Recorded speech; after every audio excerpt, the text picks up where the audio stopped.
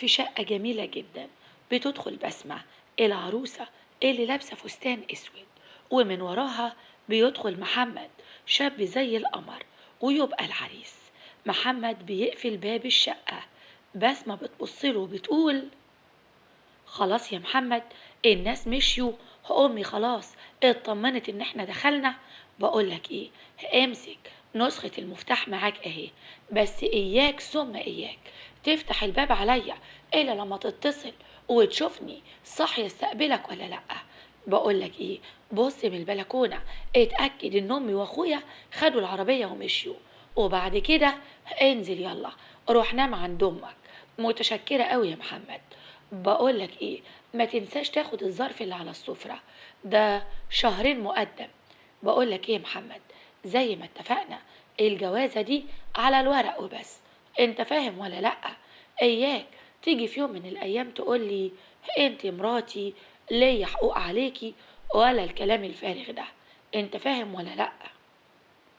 محمد بحط وشه في الارض وبرد وبقول: طبعا طبعا يا بسمة هانم، هي العين برضو تعلى عن الحاجب.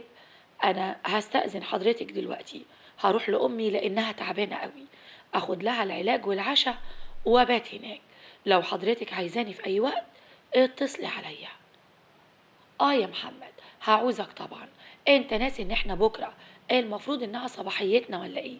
بقولك ايه، هكلمك بكرة اول ما اصحى من النوم، هقولك تيجي الساعة كام، علشان اكيد ماما هتيجي تطمن عليا. عايزاك وانت جاي تحسسهم ان انت كنت بايت معايا بس نزلت تشتري شوية حاجات. بقولك ايه، اوعى قدام حد تقولي يا بسمة هانم، انا اسمي بسمة، وممكن كمان تدلعني قدام الناس. خلاص يا محمد؟ خلاص يا ست هانم، إيه اللي حضرتك عايزاه. تصبحي على خير. العريس خد الفلوس اللي في الظرف على السفرة وقفل باب الشقة وراه. أما العروسة غيرت الفستان وهي بتقول لنفسها: حلوة قوي كده، كده بقى يبقى ضربنا مليون عصفور بحجر واحد. أغير هدومي وأنزل أشوف شغلي، بلا جواز بلا رجالة بلا هم. ومن هنا بتبدأ الحكاية. يا ترى ايه حكاية الهانم اللي اتأجرت عريس لمدة ساعتين؟ من الواضح ان الحكاية كبيرة قوي. لا، هو الصراحة الحكاية كبيرة. الحكاية حكاية رأي عام، ولازم كلنا نكتب آرائنا تحت في التعليقات. يلا بينا نبدأ ونقول: بسم الله والصلاة والسلام على رسول الله. بتبدأ الحكاية من حوالي 5 سنين، لما بسمة كانت بتشتغل في شركة كبيرة أوي سكرتيرة. وطبعا بسمة كانت تطلعاتها كبيرة جدا لأنها كانت جميلة.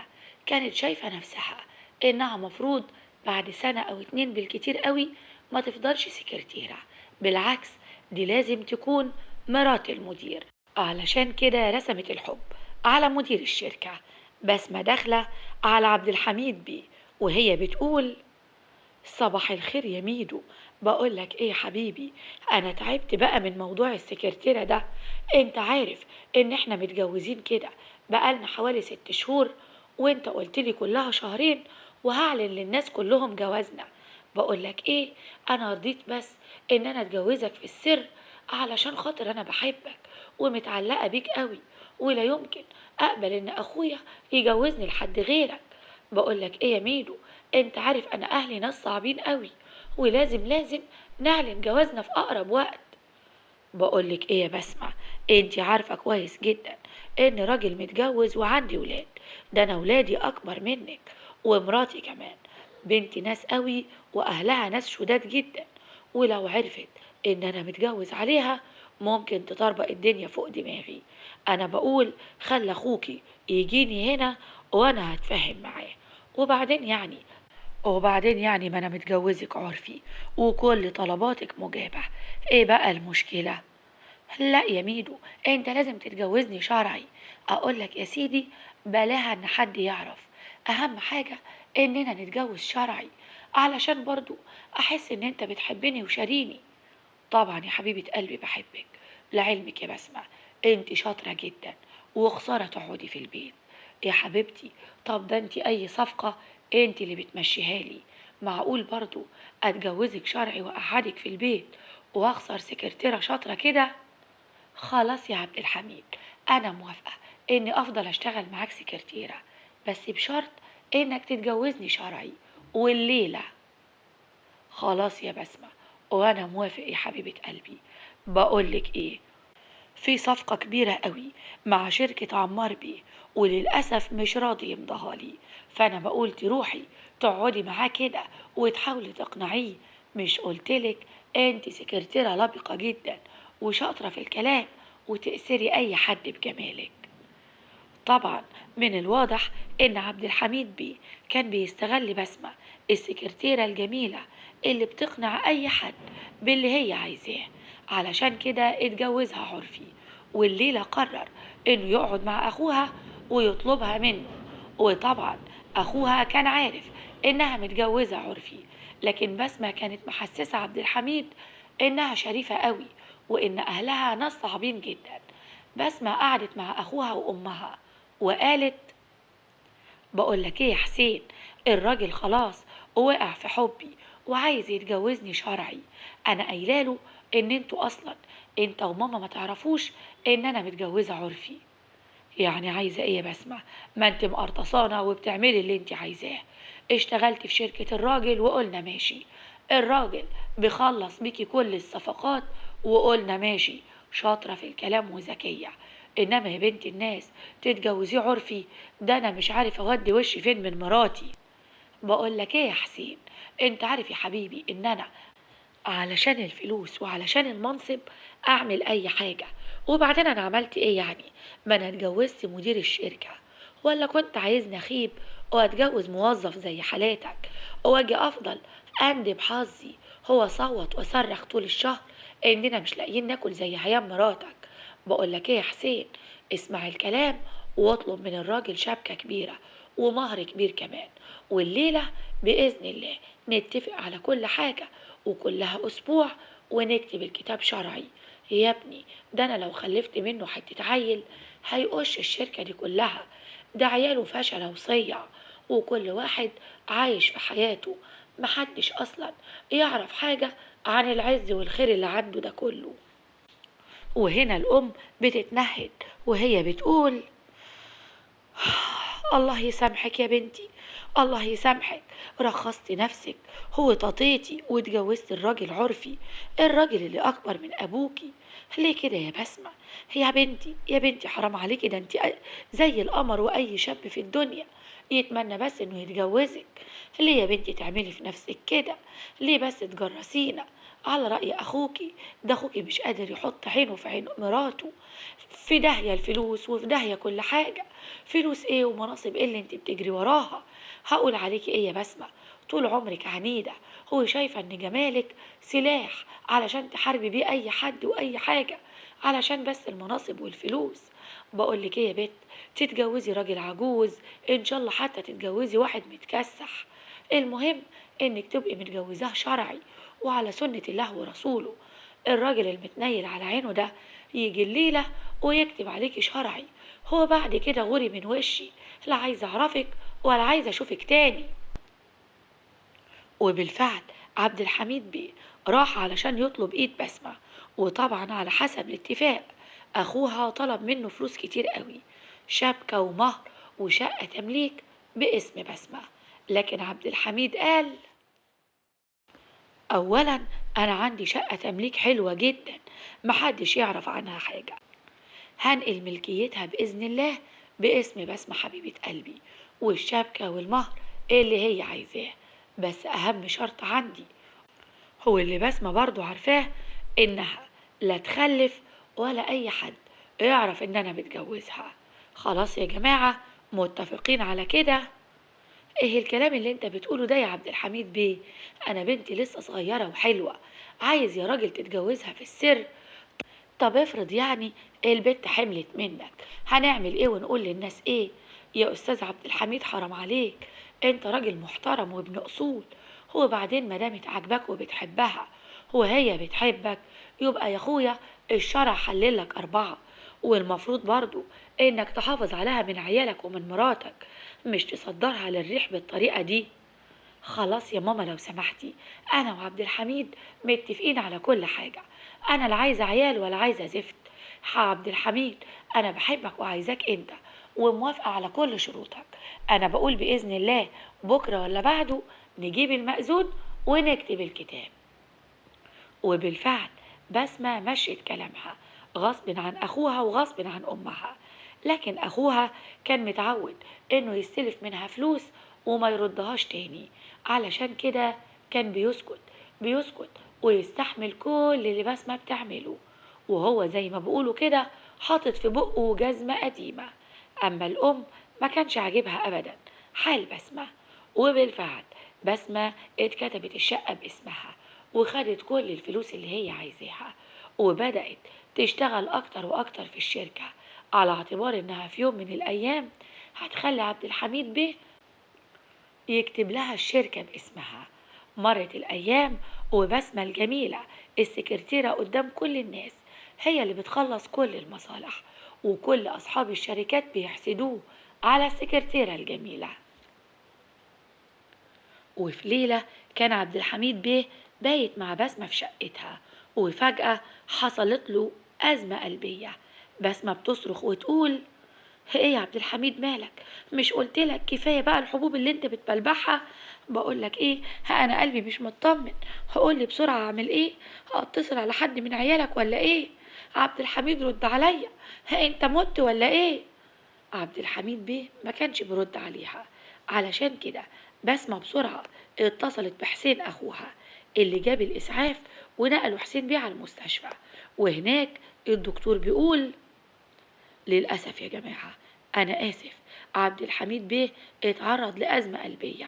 أنا مش فاهم إزاي المدام تبقى مراته وما تعرفش إن عبد الحميد بيه مركب صمام في القلب، وأصلا يعني الجواز غلط على صحته. أنا أول مرة أعرف إنه متجوز غير المدام أم أولاده.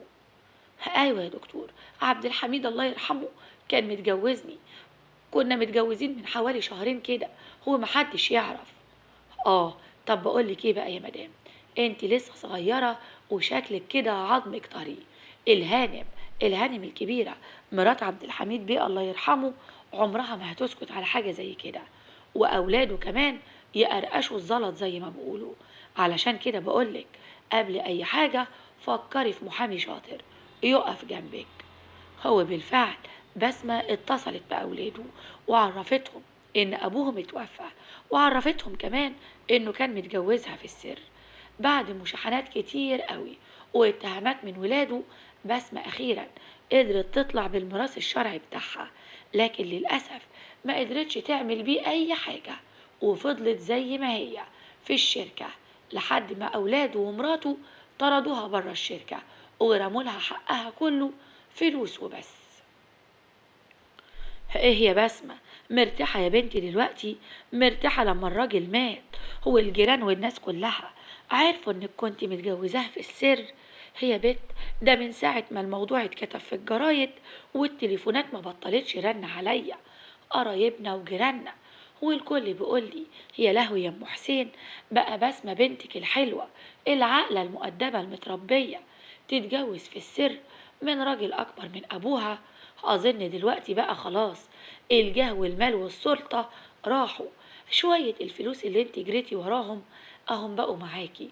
قوليلي بقى، مين راجل محترم هيتجوز واحدة كانت متجوزة في السر؟ هو مين قالك اصلا يا ماما اني عايزة اتجوز في السر؟ مش عايزة اتجوز اصلا يا ستي، لا في السر ولا في العلن. ماما، انا هشتغل وهعمل شركة احسن مليون مرة من شركة عبد الحميد وعياله. انا ما يلزمنيش راجل في حياتي، انا ست بمليون راجل. خلاص يا ماما، ولو مش عايزاني كمان اقعد معاكي في البيت، انا يا ست عندي شقتي اللي كتبها لي عبد الحميد الله يرحمه، هروح اقعد فيها لوحدي. لا طبعا يا اخرة صبري، انت اتجننتي ولا ايه؟ بقى كمان يا بت عايزة تروحي تقعدي في شقة طويلة عريضة لوحدك؟ اه، هو ماله، خلي كلام الناس يكمل، هو قولوا ما هي البت قادرة وبتعمل المستحيل. هو طبعا بعد شوية يقولولي رجالة داخلة ورجالة خارجة.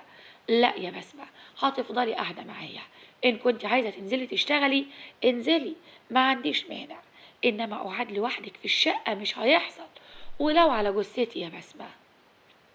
وهنا بيدخل أخوها حسين وهو بيقول: في ايه بس يا ماما؟ صوتك عالي كده ليه مع بسمة؟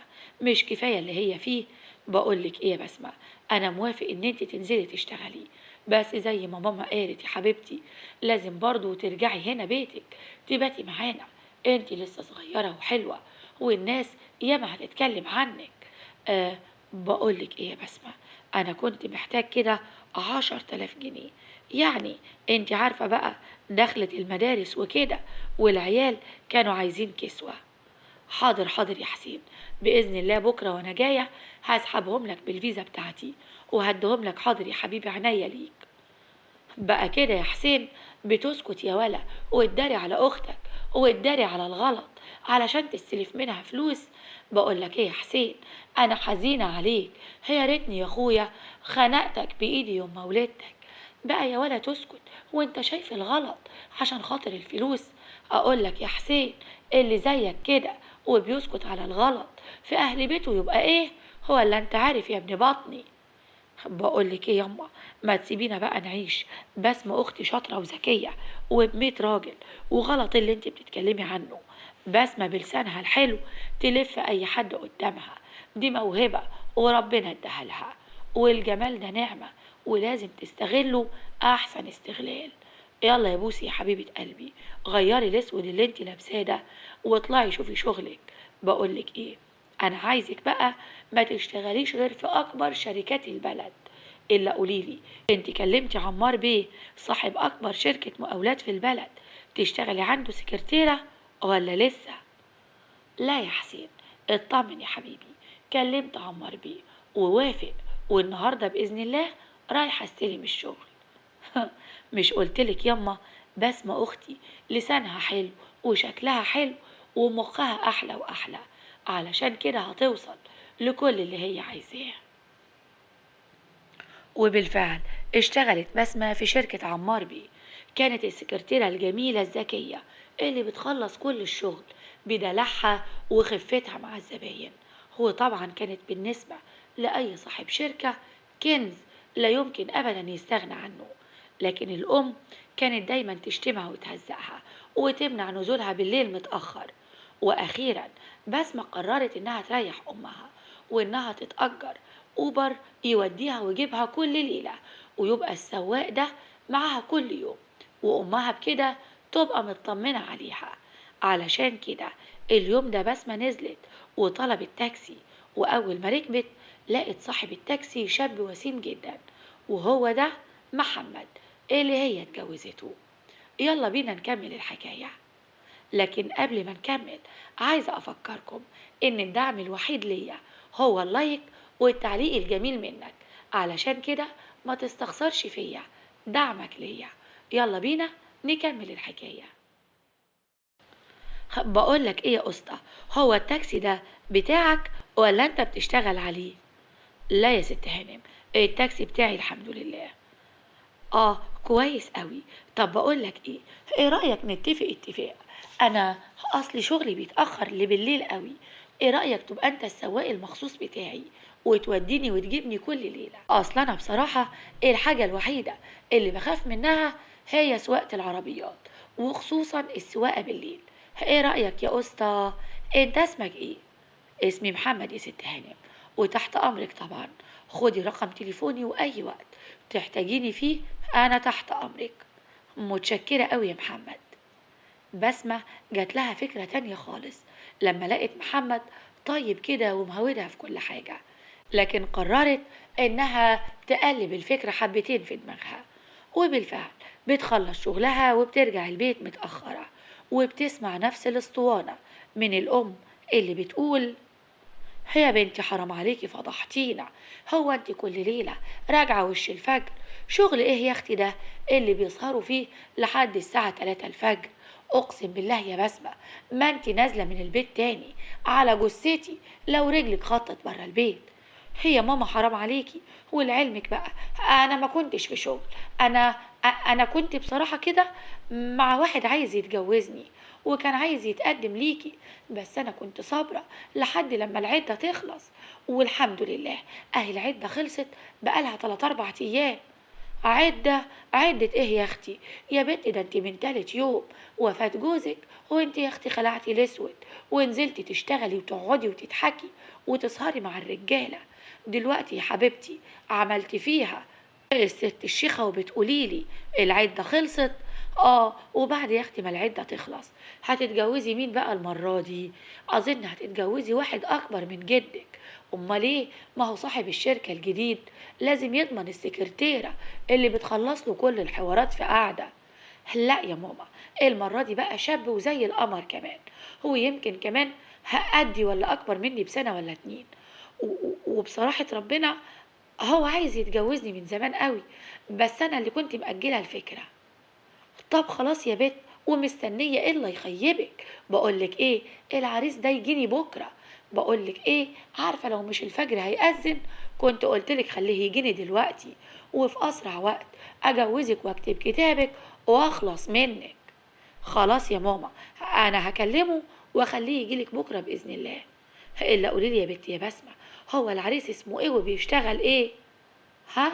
اسمه اسمه محمد، وعنده اجنس عربيات كبير قوي يا ماما، تاجر عربيات يعني. باذن الله يا ماما بكره هجيبهولك وهتعرفي منه كل حاجه. بسمة ما تعرفش هي قالت الكلام ده ازاي وايه اللي جاب محمد بالتحديد في دماغها في اللحظة دي، لكن اهي قالت وخلاص. وتاني يوم اتصلت بمحمد علشان يوديها مشوار، لكنها قالت له انها عايزة تشرب معاه فنجان قهوة في مكان هادي علشان تعرض عليه شغل جديد جدا. بسمة قعدت وقالت: بقول لك إيه يا محمد، انا عايزاك تعرف عني حاجه. انا ارمله، كنت متجوزه عبد الحميد بيه، صاحب اكبر شركه مقاولات في البلد، وهو توفى وانا زي ما انت شايف كده لا عيل ولا تيل. وبصراحه ربنا انا ست طموحه جدا، دلوقتي بشتغل في شركه كبيره قوي، وامي يا سيدي واقفالي على الواحده، رايحه فين وجايه منين واتاخرت ليه. علشان كده بقى انا بصراحه انا ست عمليه وما بعرفش ازوق الكلام. انا عايزه اتاجرك. ايوه يا محمد، اتاجرك كزوج لمده ساعتين في اليوم. هنتجوز انا وانت. انا قلت لامي ان احنا بنحب بعض، قلت لها ان في واحد اسمه محمد، وقلت لها انك عندك اجنس عربيات وتاجر كبير قوي، تاجر عربيات كل الانواع. معلش بقى يا محمد، كدبه بيضه مش هتأثر في حاجه، ومن غير ما تتكلم ولا ترد عليا انا هديلك فلوس شبكة كبيرة قوي وفلوس مهر وفرش. وما تخافش، انا عندي شقة تمليك مفروشة احدث انواع الموبيليا، هنتجوز فيها، هنكتب الكتاب قدام امي واخويا وقدام كل الناس ونعمل فرح يا سيدي، بس على الورق وبس. لا تسألني رايحة فين ولا جاية منين ولا ليك دعوة بيا. انت هتوصلني الشقة وتنزل تبات عند اهلك، ولما اتصل بيك واقولك ان حد جايلي هتيجي تقعد ساعتين وتنزل تاني، وفي المقابل هتاخد مني 20,000 جنيه كل شهر. ايه رأيك يا محمد؟ اظن الموضوع سهل قوي. ايه اللي انت بتقوليه ده يا ست هانم؟ وانت حتى لو عايزة تتجوزي ليه تعملي في نفسك كده؟ هو انت تعرفي عني حاجة؟ هو بعدين انا بصراحة ربنا برضو يعني انا انا لا يمكن اقبل على نفسي كده. هو انا صحيح يعني محتاج الشغل ومحتاج الفلوس، لكن اني ابقى زوج للايجار اظن الموضوع ده ما ينفعش يا ست هانم. انا اسف، بعد اذنك. محمد سابها ومشي. هو بسمة كانت قاعدة متضايقة جدا، لكن أول ما ركب التاكسي بتاعه لقى تليفونه برن، ولقى واحد من الجيران بيقول له: ايوه يا اسطى محمد، الحقنا يا ابني، امك تعبت قوي وطلبنا لها الاسعاف. ايه يا ابني، هو الدكتور مش قالك ان العمليه لازم تتعمل في اسرع وقت؟ يا ابني اتصرف، استلف فلوس من اي حد، دمك يا حبيبي هتسيبها كده بس لما تموت وهي تعبانه ولا ايه؟ لا، لا يا حاج فتحي، امي باذن الله هتعمل العمليه النهارده. محمد نزل من التاكسي بتاعه ورجع تاني الكافيه وقال لي بسمة، أنا موافق يا ست هانم، موافق إن أبقى زوج للإيجار، بس أرجوكي أنا هاخد منك دلوقتي شهر مقدم. أمي تعبانة قوي، هو عايز أدخلها المستشفى، لازم تعمل عملية النهاردة قبل بكرة. خلاص خلاص يا محمد، ألف سلامة على مامتك، وأنا كمان هساعدك في كل حاجة. ويا سيدي اعتبر فلوس العملية دي هدية مني للحاجة. عادي يعني يا محمد، ما هو انت زي ما هتخدمني أنا لازم أخدمك. وانت ما تتصورش بقى الخدمة اللي انت هتعملها لي دي خدمة العمر. بقولك ايه، تعالى معايا بسرعة، أنا هديلك كل الفلوس اللي انت عايزها. بس بقولك بكرة بالليل تعمل حسابك تشتري بدلة شيك قوي، وتعمل حسابك كمان تتأجر عربية أحدث موديل، وتيجي عشان تقابل أمي وأخويا. اتفقنا يا محمد؟ اتفقنا يا ست هانم، على بركة الله. وبالفعل محمد خد الفلوس، دخل أمه المستشفى. أمه كانت في حالة خطيرة جدا، ودفع الفلوس وأمه دخلت علشان تعمل تحاليل وإشاعات. وبعد كام يوم هتدخل العملية الكبيرة قوي اللي نسبة نجاحها 1%. ومروا اليومين، وفي شقة الحاجة أم بسمة كان محمد لابس بدلة شيك جدا، ومتأجر عربية أحدث موديل، وجايب معاه كمان حلويات من أفخر الأنواع، وجاي يتقدم لبسمة على حسب الخطة. الأم كانت مبسوطة جدا لأنه شاب زي القمر، وكمان رزين قوي في كلامه، ومن الواضح إنه عقله كبير. حسين كمان كان مبسوط لأنه شايفه شاب صغير وغني، وبالطريقة دي هتفضل حنفية الفلوس اللي مفتوحة على حسين مفتوحة زي ما هي. ألف ألف مبروك يا ابني. بقولك إيه، أنا موافقة، ومن غير يا ابني شبكة ومهر والكلام ده، إحنا بنشتري راجل. ده كفاية يا ابني طلتك البهية، والله العظيم يا ابني، ومالك عليا حلفان. انت دخلت قلبي من قبل حتى ما اعرف عنك اي حاجة. والف سلامة على الست والدتك، وباذن الله يا ابني بكرة تقوم بالسلامة وتيجي تشرفنا، وانا كمان اروح ازورها على عيني والله. ربنا يخليك يا حاجة، بإذن الله احنا نقرا الفاتحة دلوقتي، وبعد يوم ولا اتنين هجيب المأذون ونكتب الكتاب. أنا قلتلكوا على ظروفي وإن أمي في المستشفى، لو عايزين تعملوا فرح كبير أنا ما عنديش مانع، بس يعني هو زنقة الوقت. لا لا لا يا ابني، ولا فرح كبير ولا حاجة، أنا بقول نكتب الكتاب بكرة ولا بعده بإذن الله، وتاخد عروستك ونهيص لك كده بس. دي العمارة كلها هتفرح لبسمة، دي بسمة غلبانة وطيبة، هيكش بس هي اللي دماغها ناشفة. وبالفعل بعد مرور 3 أيام بالظبط تم كتب الكتاب، وراحت بسمة شقتها اللي كتبها لها عبد الحميد بيه الله يرحمه باسمها هي ومحمد. وطبعا بسمة قالت لمحمد ياخد نسخة من المفتاح ويروح يبات عند أمه، ولما تعوزه هتتصل بيه. عدت الليلة، وتاني يوم بسمة بتصحى من النوم على صوت رن تليفون أمها، والأم بتقول: ايوه يا بسمة، صباحية مباركة يا حبيبتي، كل ده نوم يا بت؟ بقولك ايه، انا ومرات اخوكي جايلك بعد ساعة، قومي كده يا حبيبتي يلا وجهزي نفسك. الف الف مبروك يا حبيبتي، ربنا يا رب يسعدك. حاضر حاضر يا ماما، يلا يا حبيبتي، عن اذنك بس عشان اصحي محمد. قامت بسمة ودخلت خدت شاور ولبست لبس شيك قوي، ونسي تتصل بمحمد. جريت على التليفون ومسكته وقالت: ايوه يا محمد، بقولك ايه، امي ومرات اخويا واخويا جايين بعد ساعة، يا ريت تحاول تجيني، واعمل نفسك انك كنت نازل تشتري حلويات وفاكهة، عايزاك تجيب اكل كتير قوي معاك، وانا طبعا هحاسبك على كل حاجة. يلا سلام. قفلت السكة معاه قبل حتى ما تسمع رده. محمد كان مستخسر إن واحدة جميلة زي كده تعمل في نفسها العملة دي، تتجوز السواق علشان بس تشتغل وتشوف مصلحتها. محمد نفذ الكلام وراح لها على الشقة. أول ما وصل يا دوبك حط الحاجة في المطبخ، كان مبهور بجمالها لكن كان خايف منها، شخصيتها قوية قوي. حط وشه في الأرض وقال: كل حاجة جاهزة يا ست هانم بره. أنا بقول يعني المفروض إن أنا أقابل الناس بلبس البيت، مش معقول يعني هقابلهم باللبس ده. اه صح، عندك حق يا محمد. بقول لك ايه، انا مجهزه لك جوه كام بيجامه كده. الحمد لله. اصل انا دماغي بتفكر في الصغيره قبل الكبيره. يلا يلا يا محمد، اعمل نفسك انك كنت نايم. يلا يلا، شاطر يا محمد شاطر. اه صحيح، هي والدتك عامله ايه؟ سوري يا محمد، ما لحقتش اسال عليها. لا يا ست هانم ولا يهمك، أمي بخير الحمد لله. هي بس دخلت تعمل تحاليل وإشاعات، وبإذن الله ربنا يقومها بالسلامة. دخل محمد، غير هدومه وعمل نفسه إنه كان نايم. جات الأم بالزغاريت مع هيام مرات أخو بسمة. هيام اللي ما كانتش بتحب بسمة وكانت بتغير منها. أول ما دخلت قالت: الله الله الله، دي الشقة هادية قوي. هو العريس فين يا بسمة؟ اوعي يكون هرب منك، ما احنا عارفينك، صوتك عالي ودماغك ناشفة، هو مفيش راجل معمر معاكي. اخص عليكي يا هيام، بقى انا برضو حد ما يعمرش معايا؟ لعلمك يا حبيبتي، انا ست جميلة وذكية، والرجالة تتمنى مني اشارة. انا بس بتجوز اللي يدخل مزاجي، واظن انت شايفة انا جوزي شاب زي القمر.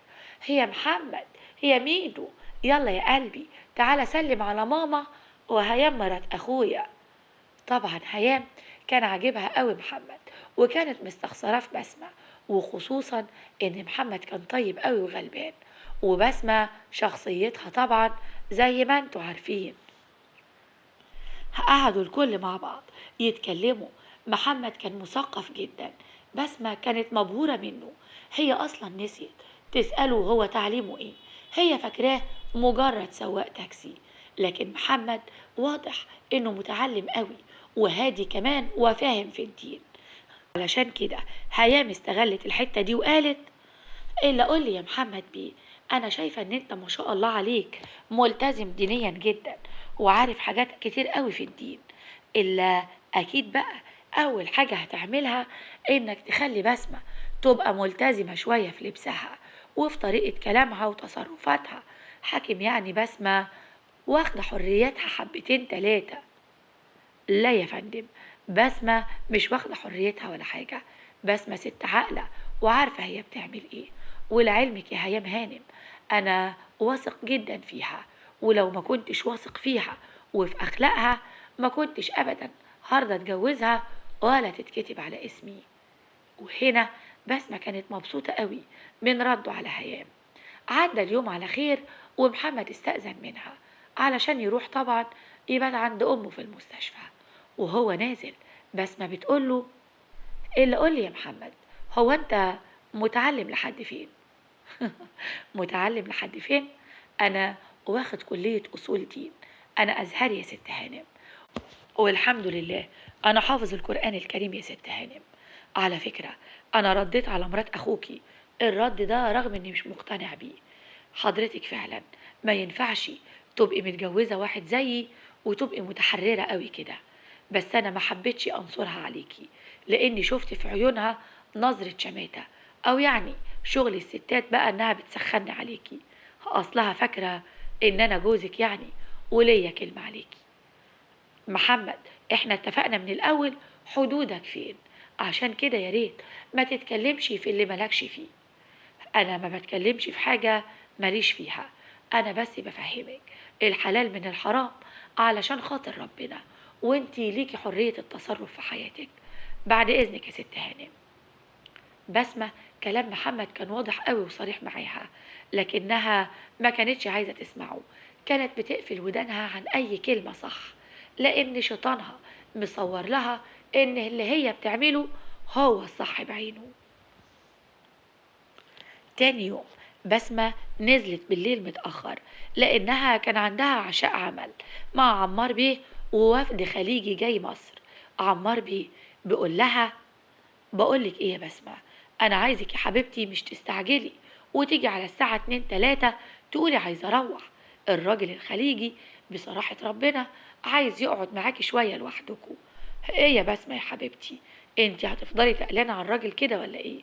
ده الراجل بيقولي انه جايب معاه خاتم الماظ يسوى شي وشويات زي ما بيقولوا، علشان كده أنا عارف إنك ذكية وبتحبي المصلحة قوي، ودي يا حبيبتي فيها مصلحة ليكي ومصلحة للشركة. هل لا يا عمار بيه، أنا لا يمكن طبعا أعمل كده. أنت عارف حضرتك أنا آخري أمشي الشغل بكلمتين وابتسامة، إنما أكتر من كده لأ. بسمة، بقولك إيه، أنا وعدت الراجل إنك هتسمعي كلامه وتنفذيه بالحرف الواحد. أنت فاهمة ولا لأ؟ إيه يا حبيبتي، هتزعليني منك ولا إيه؟ لا يا عمار بيه، مش هزعلك مني طبعا ولا حاجة. طب بقولك إيه، سيب بس الموضوع ده كده وأنا هحله. وبالفعل بسمة راحت الصيدلية واشترت حبوب منومة، وقررت إنها تقعد مع الراجل الخليجي تاخد منه الهدية الألماظ وتسهر معاه حبتين، وبعد كده تحط له المنوم في العصير وتهرب وتسيبه وتمشي. هو بالفعل بعد ما السهرة خلصت الخليجي أخد بسمة، هو طلع الجناح المخصوص بتاعه وبدأت السهرة. هو بعد كده الخليجي بدأ يتطاول على بسمة وبدأ يطلب منها حاجات مش مظبوطة. بسمة رفضت ومسكت كوباية العصير وحطت فيها المنوم وقالت: بقولك ايه يا شيخنا، ما تاخد كوباية العصير دي اشربها، هي يعني السهرة والكلام هيخلصوا؟ انا بقول انك شكلك كده مرهق، خد كوباية العصير دي علشان تفوقك. لا يا حلوة، حط العصير اهم حاجة، انا عايزك انتي تيجي جنبي هنا. لا لا لا يا شيخنا، اشرب العصير الاول وبعدين اجي جنبك. امم بقولك ايه يا حلوة، انا عارف ومتأكد ان العصير ده فيه حاجة، علشان كده انا ياما اتعمل فيا مقالب زي دي. حاكم انتوا يا مصريين عليكم مقالب. تعالي هنا يا بت. الراجل وقف على حيله، هو قرب يعتدي على بسمة. بسمة فضلت تجري في الأوضة وهي مش عارفة تعمل ايه. هو أتاري الراجل دافع لعمار بيه مبلغ وقدره، لأن بسمة عجباه قوي. بسمة حاولت تصرخ لكن للأسف محدش سمعها، وأخيرا قدرت إنها تفتح باب الغرفة وتخرج تجري وهدومها متقطعة. الأمن بتاع الأوتيل اتجمع عليها وتم إبلاغ البوليس، وهناك في اسم الشرطة كان لازم جوزها يجي يستلمها. هو في اسم الشرطة وصل محمد اللي شاف بسمة وضمنها وقعد يتكلم معاها وقول لها: ايه يا ست هانم، انا جيت ضمنتك وقالوا لي انك كنت مع راجل خليجي في غرفته، والراجل كان عايز يعتدي عليكي. مفيش ست محترمة اصلا تحط نفسها وسط الزبالة والاخر تصوت وتقول: الحقوني، الراجل كان عايز يعتدي عليا. ممكن اعرف بقى ايه اللي دخلك اوضته؟ ممكن اعرف هو ده الشغل اللي انت قلتيلي انك شغالة سكرتيرة في شركة كبيرة قوي؟ انت عارفة يا ست هانم ان عمار بيه صاحب الشركة الراجل المحترم علشان يرضي المستثمر الأجنبي باعك ليه يا ست هانم؟ باع السكرتيرة الحلوة الروشة اللي بتخلص كل الكلام بابتسامة ونظرة حلوة. شفتي بقى يا ست هانم ان انتي حطيتي راسي انا في الطين؟ بقولك يا ست هانم، اللي انتي ما تعرفيهوش ان امي ماتت الله يرحمها. امي ما استحملتش العملية، وزي ما تقولي كده دي فلوسك الحرام اللي انا قبلتها، هو قبلت كمان اني امشي معاكي في المسلسل البايخ، التمثيلية القذرة اللي انا عملتها معاكي.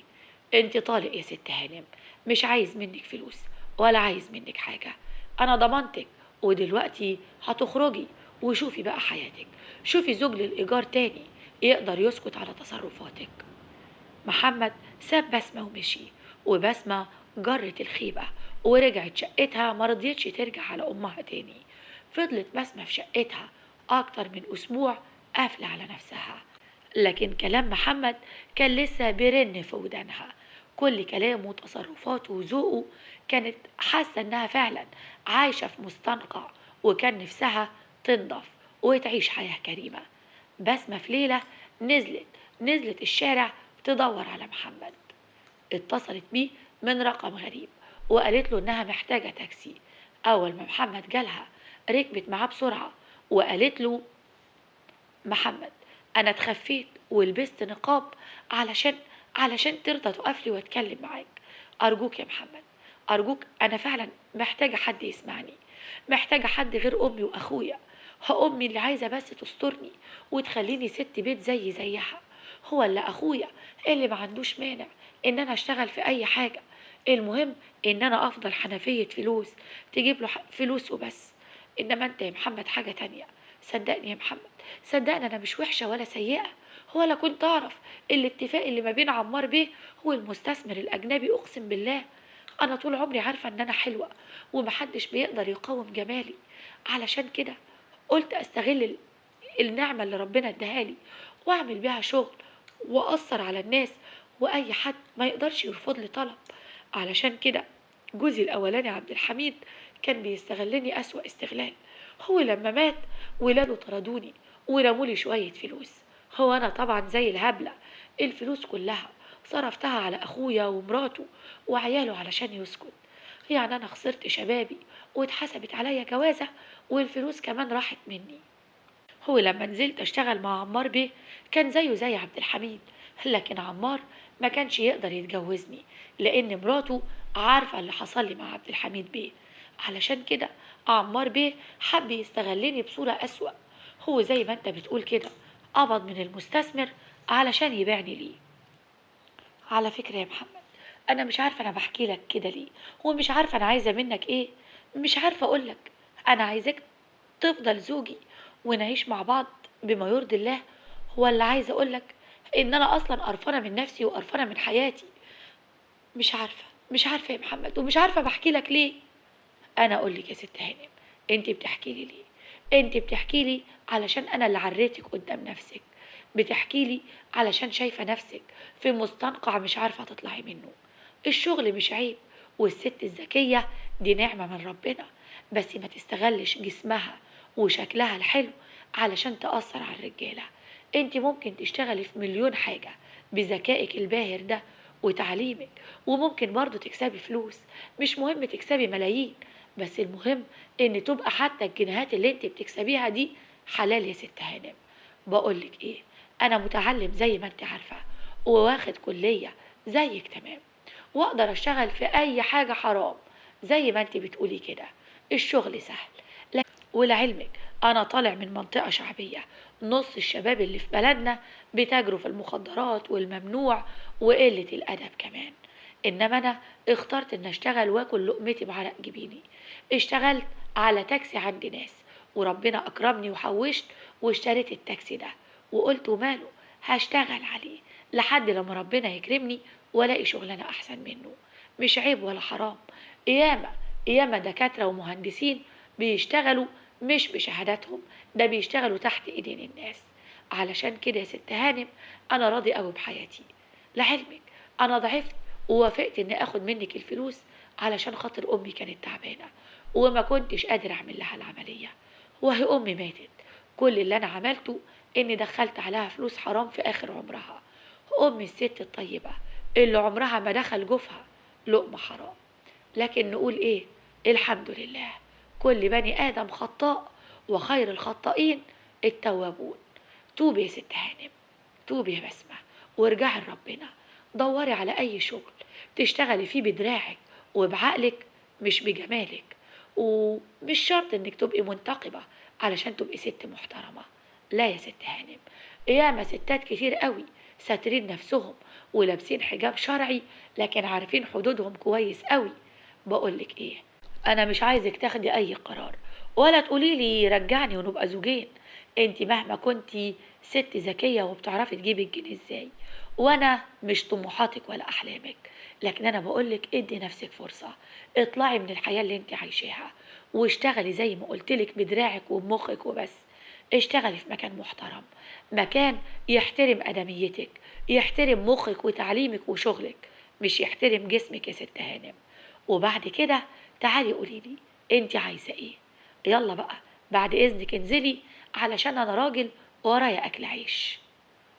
محمد كان كلامه قاسي قوي عليها، لكن كان بمثابة القلم اللي نزل وعلم على وشها علشان يفوقها من اللي هي فيه. بسمة في يوم وليلة اتغيرت 180 درجة، وكلمت واحدة صاحبتها، واشتغلت في مصنع، اشتغلت تحت ايدين الناس، اشتغلت بنت زي كل البنات اللي لسه بتتعلم التفصيل. بسمة بدأت من الصفر تاني.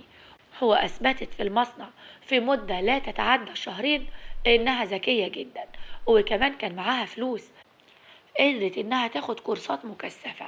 علشان كده أصحاب المصنع قرروا إنها تمسك رئيسة العمال في المصنع. بسمة كانت سعيدة جدا، وذكائها وشطارتها كان بيعليها بسرعة قوي في شغلها. وبعد حوالي 3 شهور من التغيير أمها راحت تزورها. أمها قالت: ايه يا بسمة، لسه يا بنتي بتعندي برضو وبتقول ان انتي وجوزك سمنة على العسل وانه قاعد عند امه العيانة؟ بقولك ايه يا بسمة، انا كلمت جوزك يا بنتي وعرفت انه طلقك وعرفت كل حاجة. بسمة، ما تتكلميش وتعندي يا عبيطة، ده أنا امك وانا سترك وغطاكي. مالكيش دعوة باخوك حسين، اخوك حسين ده مش راجل يا بنتي، ده كان سايبك تعملي الغلط علشان بس ياخد منك فلوس. ومراته كمان بتكرهك ومش بتطيقك وبتغير منك، بس طول ما انت يا حبيبتي فاتحة عليهم الفلوس وهم ساكتين وبيقولولك انك عليكي سكر. بقولك ايه يا بسمة، كلمي يا بنت محمد وقولي له: يا محمد، رجعني، رجعني زوجة ليك وانا هعيش تحت رجليك. واشتغلي يا حبيبتي زي ما بتشتغلي. وجوزك كمان بكرة ربنا يكرمه ويبقى عنده بدل التاكسي 2 و3، ويبقى عنده شركة عربيات زي ما انت قلتي. يا بت يا بت، ده انتوا الاتنين شباب وهتحطوا ايديكوا في ايدين بعض. واللي خاف من ربنا يا بسمة ما تخافيش منه. اسمعي الكلمة دي كويس وعيديها في دماغك: اللي خاف من ربنا يا بنتي ما تخافيش منه. وانتوا يا سادة دلوقتي حالا كل واحدة وكل واحد فيكم يقول لبسمة تعمل ايه: تتحايل على محمد ولا تبدأ حياتها وتدور على عبد الحميد جديد؟ مستنية تعليقاتكم ومستنية الكلام اللي ينزل يطرقع على ودان بسمة وفوقها من اللي هي فيه. هو لحد هنا بتخلص حكايتنا، لكن الأم بتقول لكم إن الحكاية لسه ما خلصتش، وإنها عايزة كلام كتير قوي يتقال لبسمة واللي زيها، الستات والبنات اللي فاكرين إن الجوازة الكويسة هي الفلوس والمناصب، الستات اللي فاكرين إن الجمال ده سلاح ممكن نعمل بيه كل حاجة. لا يا حبيبتي، ده الجمال ده ربنا هيسألك عنه، انتي عملتي به ايه؟ يلا يا حلوين، كل واحدة تقول رأيها وتقول كلمتين يشجعوا بسمة إنها تصالح محمد ويرجعوا لبعض. لأن زي ما انتوا شايفين واضح جدا إن محمد مستني بس إشارة منها. مستنية آرائكم وتعليقاتكم. دمتم في حفظ الله.